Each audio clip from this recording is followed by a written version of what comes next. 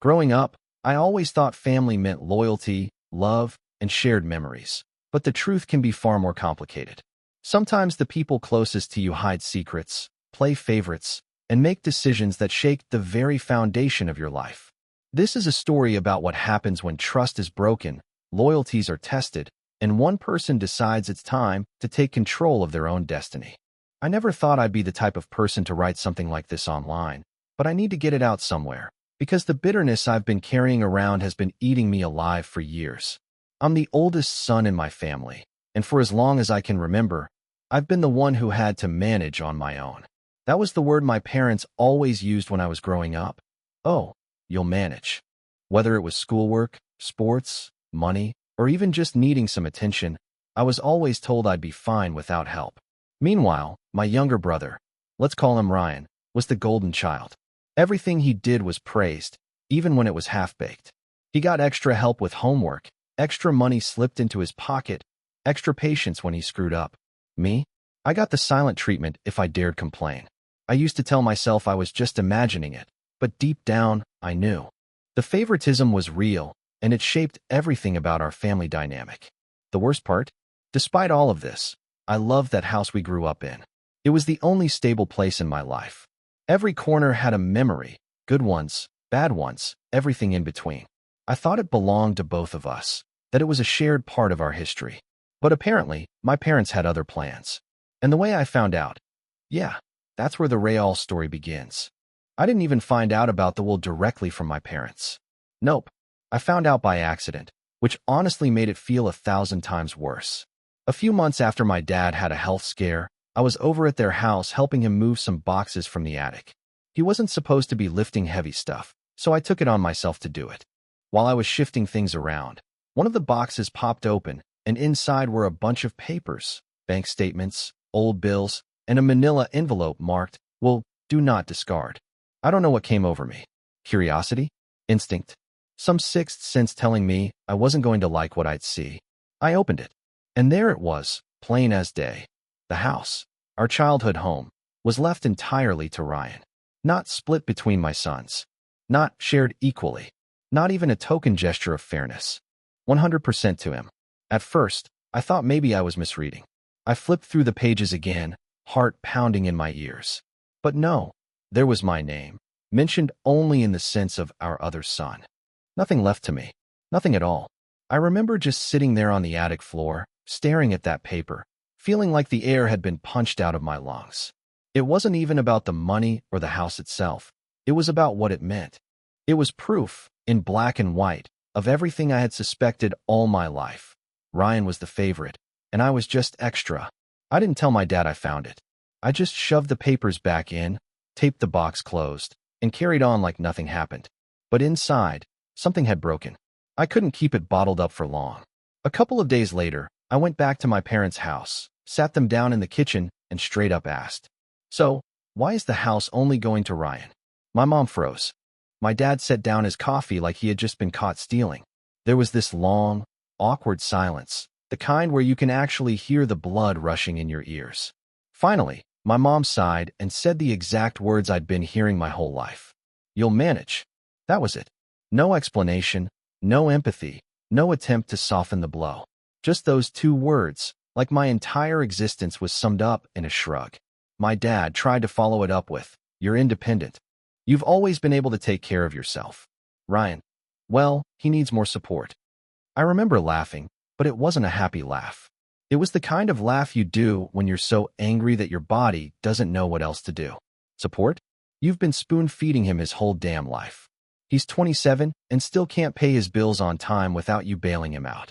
Meanwhile, I've been working since high school, paying my way, never asking you for a dime.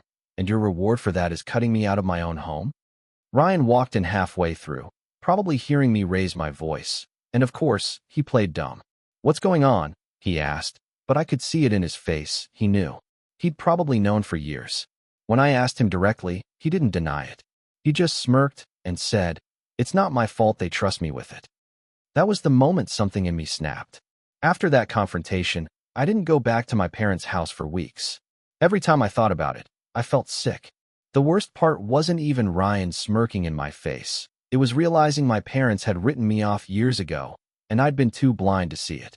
I kept replaying their words in my head. You'll manage. Like it was some kind of compliment. Like being abandoned by your own family was a badge of honor.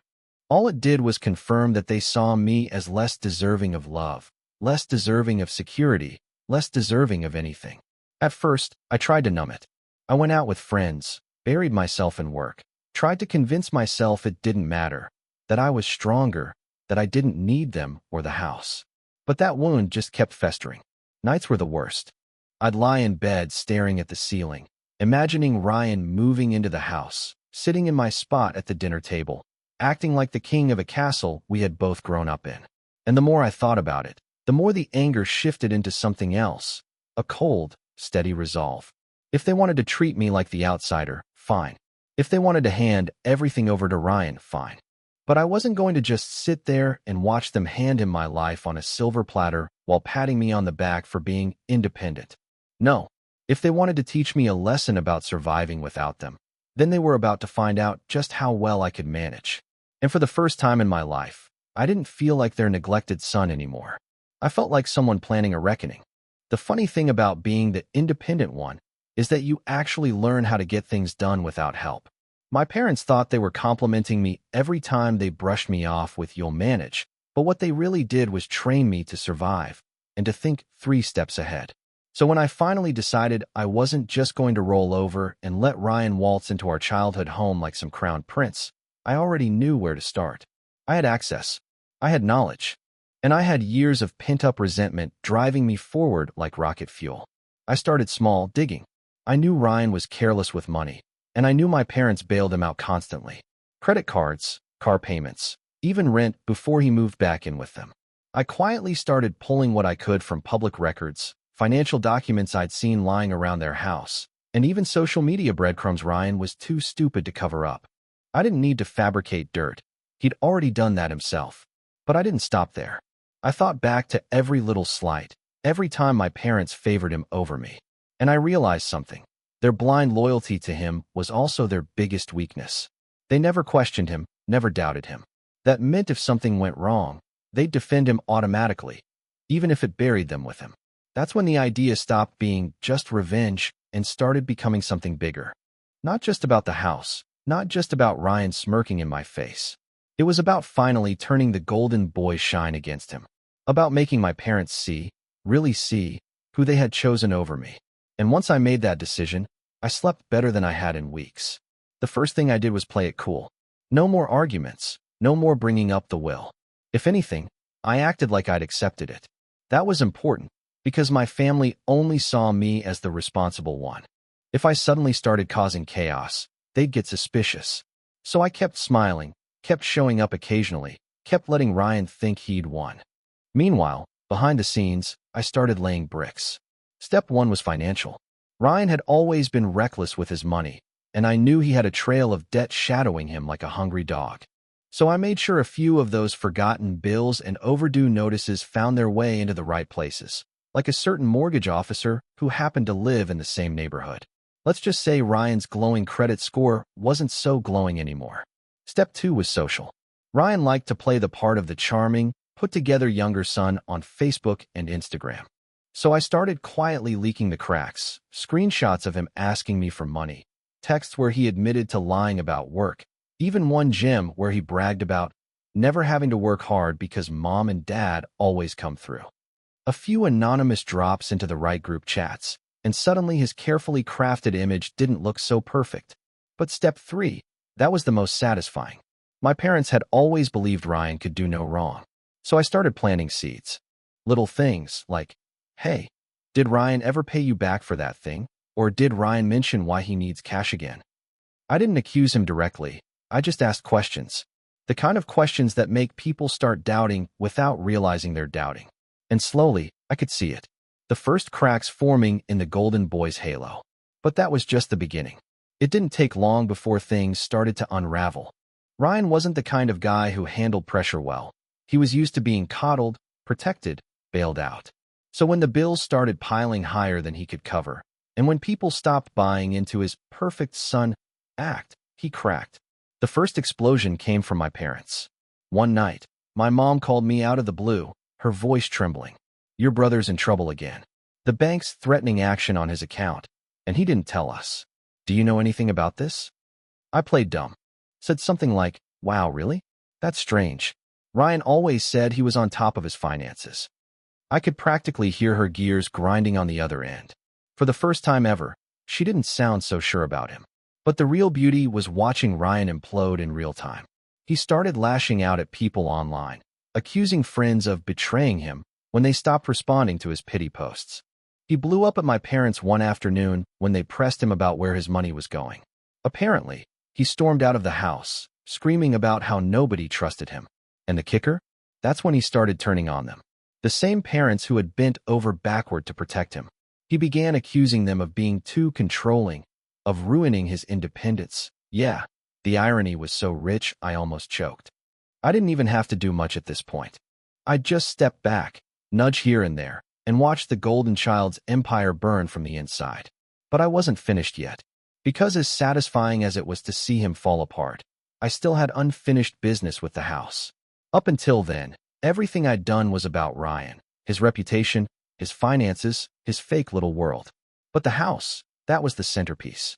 That was the crown jewel they had promised him while telling me I'd manage. And the more I thought about it, the more I realized I didn't even want the damn house. I didn't want to live there. Too many ghosts, too many memories. But what I did want was to make sure Ryan never got to enjoy it the way they envisioned. If my parents thought they could erase me from the picture, fine, but I'd make damn sure their golden boy didn't get his fairy tale ending either. So I started digging deeper into the property itself. Old permits, zoning issues, maintenance reports my dad had half finished and then forgotten about. And guess what? The place had problems, serious ones. Electrical wiring that wasn't up to code, a basement leak they'd patched instead of fixing, even a lien from a contractor who'd never been paid in full years ago. Nothing that would make the house fall down tomorrow, but definitely enough to become a nightmare for the next owner. Ryan had no clue, of course. He still walked around bragging about how the house was practically his. So I made sure he'd inherit every last headache that came with it. Quietly, I let a few of those unresolved issues resurface. A letter to the city inspector here, a polite reminder to the contractor there. Nothing with my name on it. Just little nudges.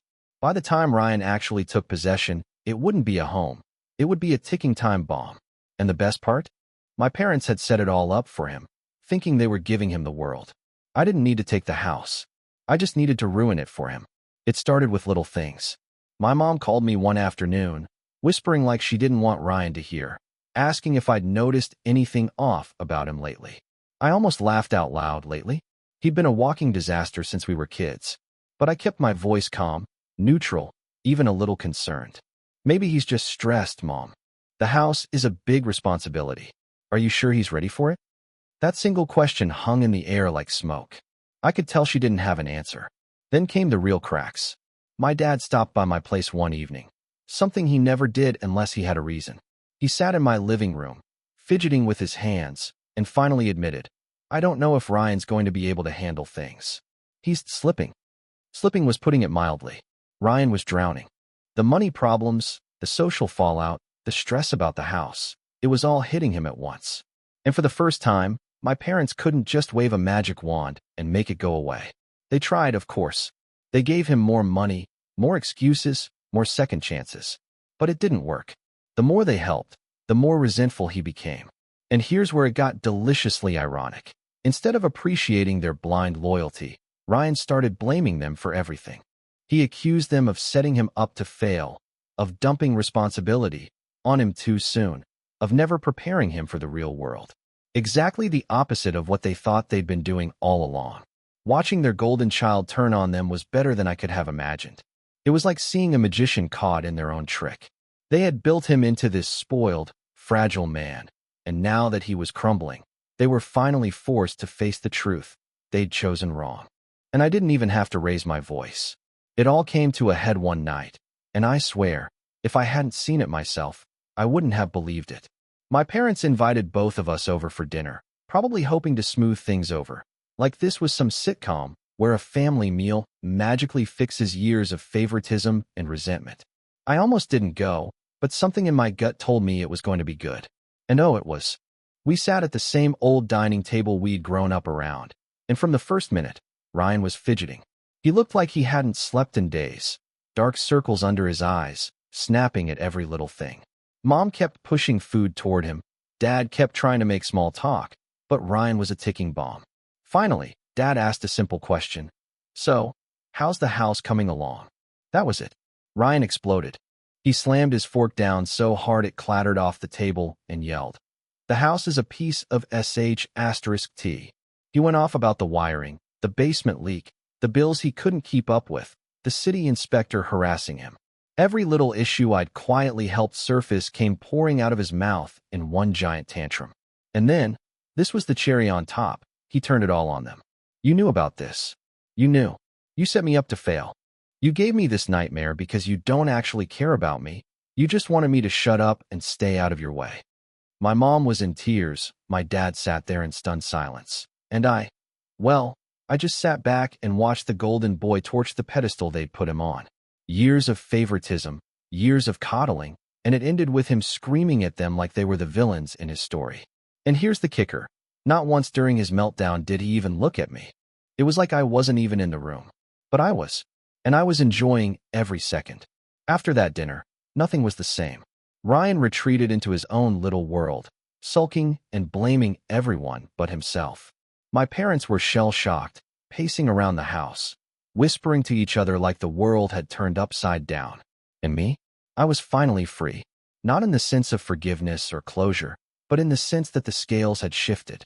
Suddenly, the roles we'd all grown up with were reversed.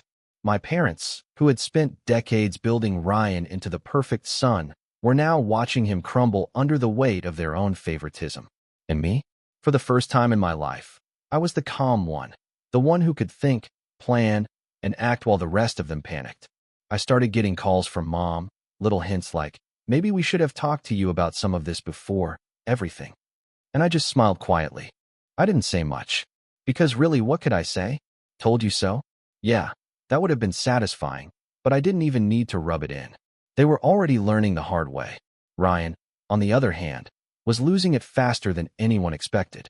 The house that was supposed to cement his winner status had become a liability. He was stressed, frustrated, and increasingly desperate, and it showed in every phone call, every text, every interaction with my parents. He had been given everything, and now he had nothing but headaches and resentment. And me? I just watched the dominoes fall. By this point, the pieces were all in place. Ryan was spiraling, my parents were panicking, and I was the one holding the calm, invisible hand guiding it all. But I wasn't done yet. The final move had to hit hard, hit fast, and leave them all stunned. I knew Ryan had applied for a renovation loan to fix up the house. Perfect. I made a few discreet calls, confirmed the liens and violations I'd unearthed earlier were officially flagged in public records, and let the financial institutions discover them firsthand. Suddenly, his loan was denied. The house, which he thought was his ticket to glory, became a legal and financial nightmare overnight. Then I went for the social kill. Ryan had been bragging about this inheritance online for months. I quietly posted a few public updates highlighting the exact issues he was now facing with the property, and before long, his social media bragging backfired.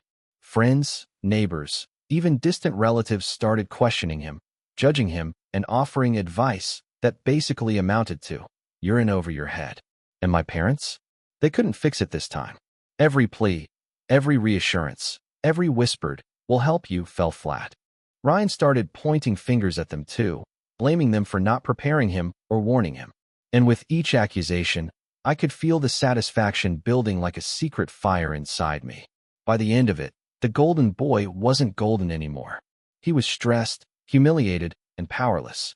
My parents were shell-shocked, and I had the quiet, almost smug satisfaction of knowing that for the first time, the responsible one in their eyes was the one standing tall while the rest of them stumbled.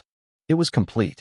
After my ultimate move, Ryan's life started to unravel in ways even I hadn't fully anticipated. It wasn't just the house anymore. It was his reputation, his friends, and even his self-image.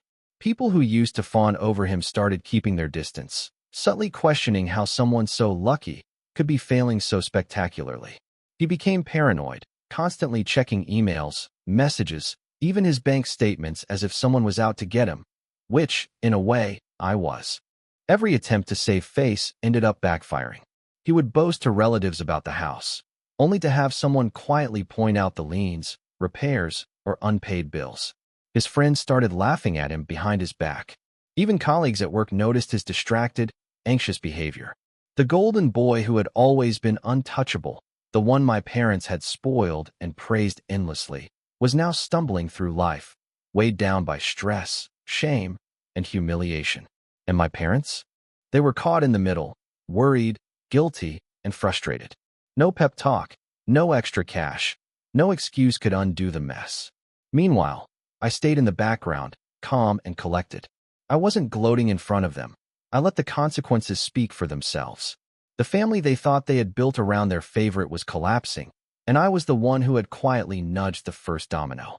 For the first time, I felt a strange mix of vindication and relief. By now, my parents were forced to confront the consequences of their choices. For decades, they had treated Ryan like the golden son, giving him everything while brushing me off as independent and capable of managing on my own. And now, their precious child was floundering, and all their excuses and justifications couldn't save him. I started hearing small confessions from my mom, hesitant admissions that maybe she and Dad had been too blind, too biased. My dad, who had always carried himself like he knew better than everyone, looked worn down, exhausted from trying to patch a house and a son that were both unraveling. They began to see that their favoritism had been toxic, and for the first time, I wasn't just a witness to it. I was a mirror reflecting their mistakes. They came to me, hesitantly at first, asking what I thought of the whole situation. I didn't get angry, didn't lecture. I simply told them what I'd known all along. You built him up, but in the process, you tore me down. And now you're seeing what happens when you play favorites. There was no dramatic apology, no sudden epiphany. Just quiet, uncomfortable realization. They were forced to reckon with the fact that their choices had consequences far bigger than they expected. And the truth hit harder than any fight or argument could. They had lost the balance in our family, and it was too late to fix it. Looking back, I realized this wasn't just about a house or money. It was about recognition, fairness, and respect, things my parents had refused to give me for years. I loved that house because it held our memories, but it wasn't the house itself that mattered.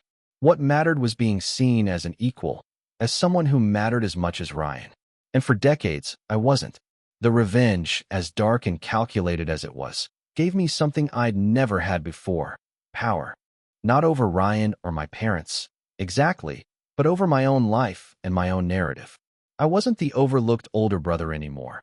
I was the one who understood the rules, the one who could move pieces while everyone else stumbled. I don't feel proud of the destruction, not entirely, but I do feel alive. I've learned to protect myself, to trust my instincts, and to never let favoritism or neglect define me again. And most importantly, I've learned that sometimes the strongest move isn't asking for fairness. It's taking control of your own story, even if it means letting the world burn a little around you. In the end, I may have lost a brother, and I may have shattered my parents' illusions, but I finally found myself.